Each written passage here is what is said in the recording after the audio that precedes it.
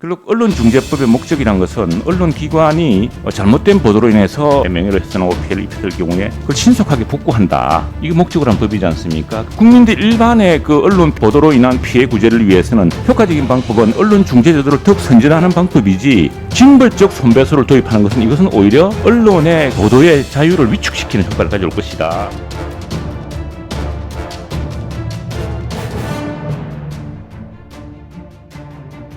네, 대한민국 민주화 산업화 유람, 대한민국 지중해 도시 마산업부 최영두입니다.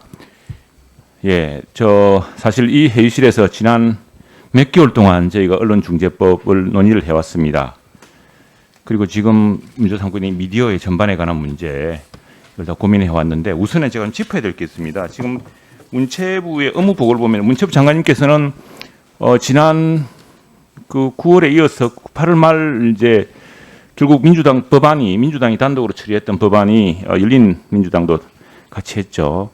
이 법안이 상정이 못 됐습니다. 못 되고 그 보류 상태에서 아시겠지만 이제 청와대에서 정무수석이 왔고 또 유엔 서한이 오면서 상당히 그 사태가 급변해가지고 저희들은 뭐 필리버스터까지 준비하고 있었는데 상정이 안 됐습니다. 안 되고 대신에 한 게 이제 8인 협의회라는 걸 구성해서 한 달 동안 계속 논의를 했습니다. 그때 8인 협의회는 여기 우리 김종민 의원이 저랑 같이 했고요. 아시겠지만 우리 민주당 의원 2분, 그다음에 우리 당 의원 2분, 그리고 외부 전문가 각 2분씩 해서 당시에 민변, 또 언론 피해 단체 대표, 또 전문 학자 이런 분들을 의견을 들었습니다. 상당히 좀 그때도 논의가 많이 좁혀졌습니다. 마지막 단계까지. 그래서 9월 27일, 8일 날 상정한 법안은 이 당초에 지금 여기서 문체부가 알고 계신 이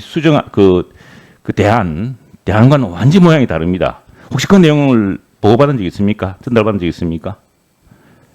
저는 계속 그렇죠. 그 논의가 그냥 진행의 연장선에 있는 걸로 알고 있습니다. 그래서 마지막 단계에서 여야 간에 여러 차례 회의를 거치고 저희들도 심야 검토 회의를 거쳐서 이게 이제 언론중재법이 목적으로 하는 바 그 부분을 진정으로 달성하고 그 국제사회의 걱정 또 우리 언론단체 또 인권시민단체의 걱정을 해소하면서 이 문제를 해결할 방법이 없는지에 대한 굉장한 의견 접근이 실제로 이루어졌고 그 문제에 대해서는 사실 김종민 의원님과도 잠깐 저희들이 지금 이야기를 하고 있는데 그 부분을 좀 바탕으로 논의를 시작하셔야 되지. 만일 이렇게 될 경우에는 다시 한번 우리가 8월 말에 그 국제적 반발 또 심지어 청와대도 걱정하고 장관님도 걱정하셨던 그런 사태가 재론되고 있기 때문에 그 부분은 다시 한번 문체부가 저희 그 8인 협의회 논의 과정이 어떻게 되는지를 좀 정확히 좀 업데이트를 하시면 좋을 것 같습니다. 그래서 이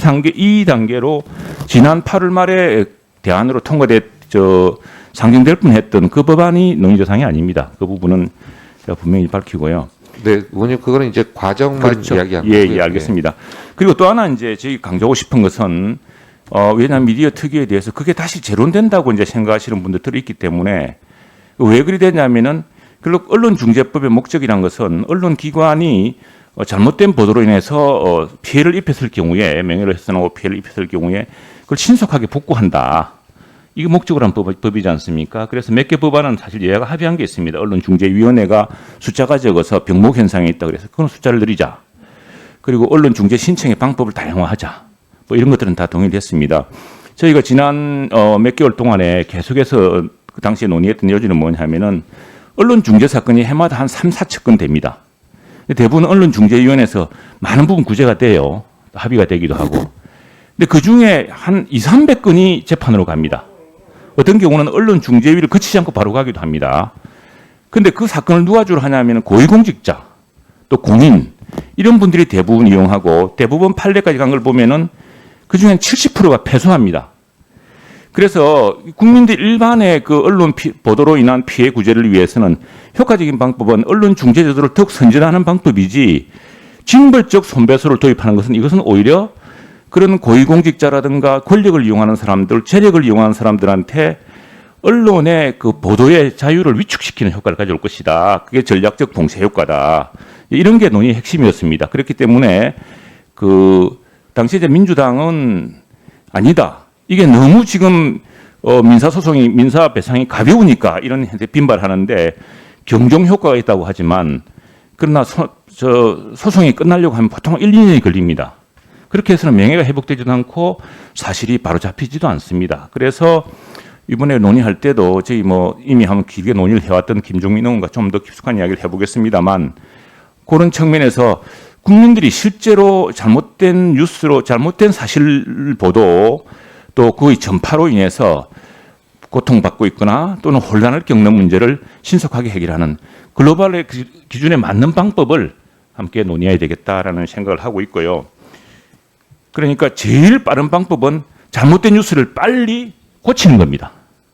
그것을 징벌 손배를 통해서 겁을 주고 해가지고 뭐 1, 2년 끈 뒤에 가면 이미 늦습니다. 명예는 회복되기 이미 늦어졌고 또 그로 인한 사회적인 어떤 오해, 혼란도 많이 늦어지기 때문에 어떻게 하면은 신속하게 그 정정보도나 반론보도가 이루어지게 할 것이냐, 어떻게 하면 바로 사실관계 바로 잡히게 할 것이냐, 그런 게 중요하다 생각을 합니다. 실제로 지금 민주당이나 열린민주당의 경우는 뭐 알라바마, 알라스카에 미국에서 좀 보기 힘든 사례를 들고 왔습니다만 우리가 잘 아는 캘리포니아, 매사추세츠 이런 큰 주에서는 이런 언론 징벌 손배를 금지하고 있습니다. 금지할 뿐 아니라 이 정정 보도를 빨리 해주면은 면책까지 해주고 그런 조항들이 있거든요. 그런 조항들을 바탕으로 논의가 된 점이 하나 있고, 다음에 하나는 더 있습니다. 이 지금 많은 문제가 결국 포탈에서 비롯됩니다. 지금 연합뉴스가 포탈에서 배제되는 문제가 생겼습니다만 이 많은 뉴스는 이른바 북복입니다. 복붙이라 그러나요? 복사해서 붙이면서 제목 바꾸고 그다음에 새로운 뉴스처럼 만들려고 좀 확인되지 않은 사실관계를 집어넣고 이렇게 해서 굉장히 확산되는데 그게 뭐냐?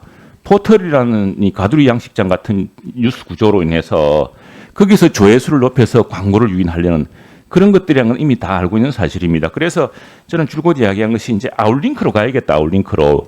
이게 뭐냐면은 좋은 뉴스를 생산한 사람이 광고 수익이라든가 뭐 수익을 조회 효과를 얻어야지. 이게 일단은 뭐 네이버나 뭐 이렇게 다음이나 이렇게 가놓으면은 그 가두리 내에서 뉴스가 소비되고 유통됩니다. 그 뉴스를 생산한 회사의 사이트로 가지 않습니다. 그래서 정말 좋은 뉴스를 생산하고 팩트 체크를 한 뉴스를 생산한 회사가 그 조회 효과, 광고 효과를 얻을 수 있는 그런 방식의 포탈. 네. 예. 그래서 이런 부분이 지금 우리가 아마 이것이 언론중재법에서 고민하고 지금 많이 고민하고 있는 그 논의의 핵심이 될 것 같습니다. 그래서 현재 아웃링크에 대해서는 지금 우리 여당 의원님들도 인터넷 뉴스 서비스 사업자가 언론에 기사를 매개하는 경우 그 기사를 생산한 자의 인터넷 홈페이지를 통하여 매개토록 한다는 이런 법안을 낸 적이 있습니다. 이 얘기에 대해서 문체부 입장이 좀 있습니까? 네, 이병헌 의원 법안입니다, 이게. 네, 아웃링크 방식에 대해서는 그 취지 자체에 같이 공감하고 있습니다. 지금 세계적으로 이렇게 포탈에서 뉴스를 편집해서 이렇게 누구나 포탈 내에서 뉴스가 들어오면은 지금 아시겠지만 이게 근데 뭐 한겨레 신문이다, 경향신문이다, 조선일보라 그러지만 일단 네이버나 다음에 들어가면 그게 조선닷컴이나 한겨레닷컴이 아닙니다. 다음닷컴이고 네이버닷컴 뉴스로 소비되거든요. 그러니까 그 가두리 내에 있는 겁니다. 그러니까 아무리 좋은 기사를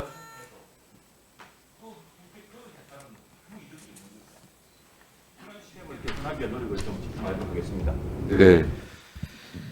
네. 최영두 의원님 수고하셨습니다.